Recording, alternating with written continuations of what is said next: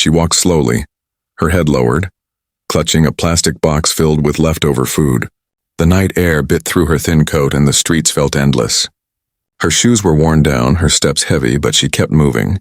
For her, home wasn't really a home. It was a rundown shelter on the far edge of town. Her name was Emily. She was only 21, but hardship had already left its mark on her face. Once she had been a bright college student with dreams ahead of her. But when her mother passed away and her father walked out, Emily became the only guardian her younger brother had left. Dreams had to be set aside. Survival became her only mission. Every day she worked double shifts at a diner, cleaning tables, scrubbing floors, and praying for extra hours. The money was barely enough for rent, and what little she managed to save came home in the form of food scraps packed in plastic containers. That food wasn't for her. It was dinner for her little brother. What Emily didn't know was that on one ordinary night, carrying one of those containers, her life would collide with someone who would change everything. Across town, Richard, a respected CEO, was driving home with his 10-year-old son, Michael. To the world, Richard was a man of wealth and discipline. But privately, he lived with loss. His wife had died years ago, leaving him to raise Michael alone. As they drove through the dim streets, Richard thought about business meetings while Michael stared out the window. That's when the boy saw her, a young woman walking with her shoulders hunched, holding that food container as though it was treasure. "Daddy," Michael whispered urgently. "It's her." Richard looked over, confused. "Who?" "The girl from the diner," Michael explained. "She gave me pie last week when I didn't have enough money." "That's her." Richard slowed the car, suddenly remembering the story his son had told him before. A kind waitress who had paid for his dessert with her own tip money. Back then he hadn't thought much of it. But now, seeing her walking alone through the cold night, the memory struck deeper. Emily turned into an alley, unaware of the eyes following her.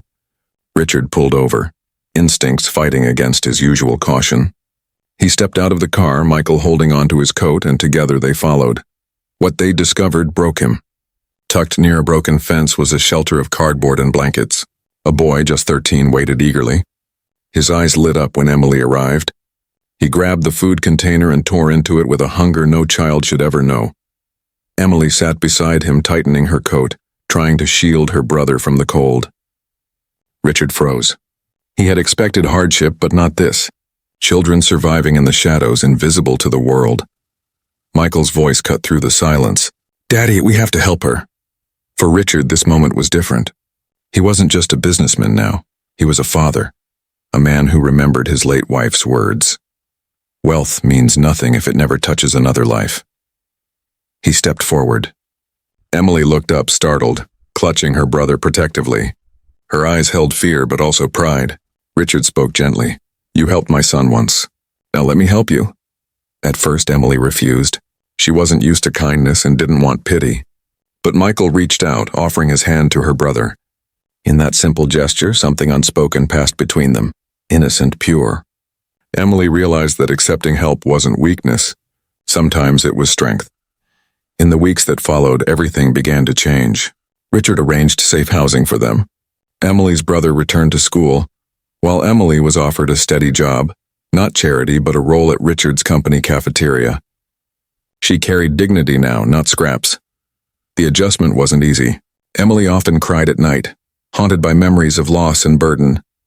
But each morning, her brother's smile and Michael's kindness reminded her of the night that changed everything. Richard, too, found healing.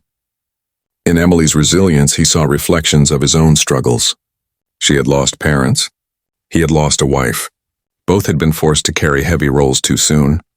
In helping her, he began to mend parts of himself. Her brother thrived, dreaming of becoming an engineer. Emily, determined to reclaim her future, returned to night classes. Her tired hands, once rough from endless work, now held books and pens. And through it all, Michael watched quietly, proud of the small role he had played. Months later, on a bright spring morning, Emily stood in the cafeteria, serving meals with dignity. She no longer carried leftovers, she carried hope.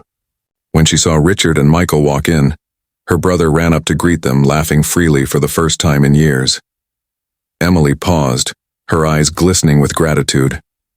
She would never forget the hunger, the cold nights or the despair, but she would also never forget the moment a child's gentle voice whispered, "Daddy, it's her," because sometimes life doesn't hand out second chances.